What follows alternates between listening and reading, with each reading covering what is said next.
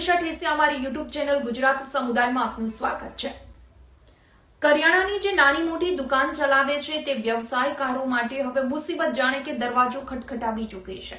Super માર્કેટનું જે culture આવ્યું હતું તેની સામે તો આ વ્યવસાયકારોએ બાથ ભીડી લીધી, પરંતુ ત્યારબાદ મોલ કલ્ચરથી આ વ્યવસાયકારોના ધંધાને મોટું નુકસાન પહોંચ્યું અને હવે જે ઓનલાઈન શોપિંગનો ટ્રેન્ડ છે એટલે કે ઓનલાઈન શોપિંગના કલ્ચરે તો જે રહ્યો ખડ્યો જે નફો હતો અને ગ્રાહકો હતા તે પણ હવે જાણે જૂટવી લીધા છે।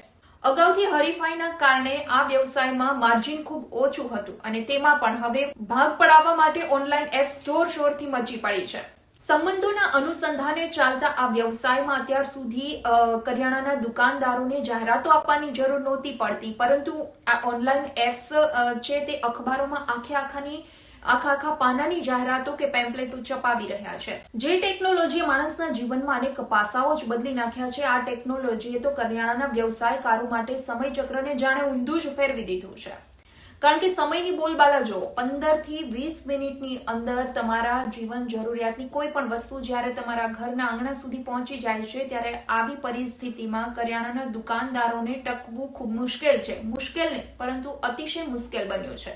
તો કરિયાણાના ઓનલાઈન વેપારના કારણે શહેરમાં 2 લાખ જેટલી કરિયાણાની દુકાનો બંધ પડી ગઈ છે। મોટા શહેરોમાં 45% સુધી અને નાના શહેરોમાં 25% વેપારને આ ઓનલાઈન શોપિંગના કારણે અસર પહોંચી છે અને જેના કારણે કરિયાણાની દુકાન ચલાવતા વેપારીઓ છે તે પણ હવે અન્ય ધંધાની શોધમાં લાગી પડ્યા છે।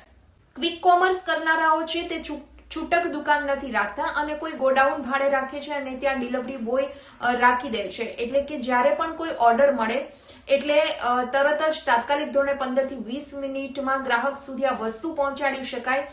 એવી જ રીતે શહેરના મધ્યમાં કે નજીકમાં કોઈ ગોડાઉન કે સ્ટોરેજ ભાડે રાખે છે અને ત્યારબાદ આ રીતે ધંધો ચલાવે છે અને જેના કારણે હાલ કરિયાણાની દુકાનદારોને ખૂબ જ નુકસાન પહોંચી રહ્યું છે।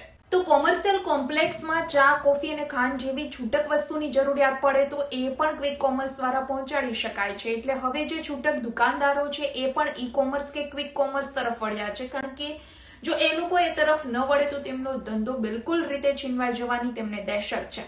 તો ગ્રાહકોની બદલાતી માનસિકતાના કારણે તેઓ પણ આ દિશામાં ફંટાઈ રહ્યા છે।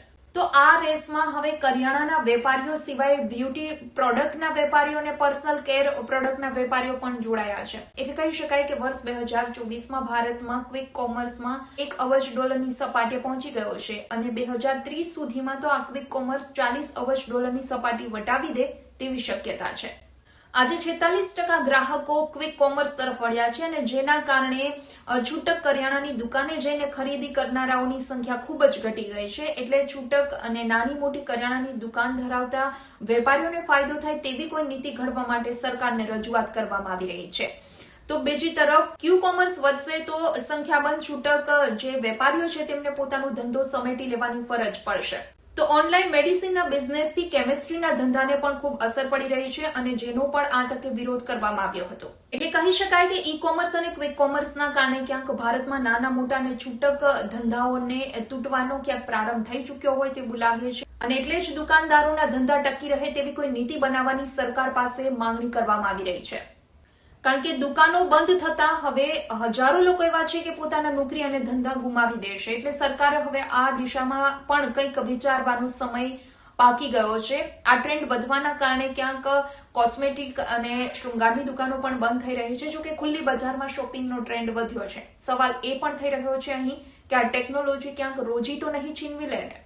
વિડીયો પસંદ આવ્યો હોય તો લાઇક એન્ડ શેર કરવાનું ભૂલશો નહીં અને ખાસ અમારી ચેનલ ગુજરાત સમુદાયને આપ સબસ્ક્રાઇબ કરી લેશો। આવતીકાલે કોઈ નવા ટોપિક સાથે મળીશું।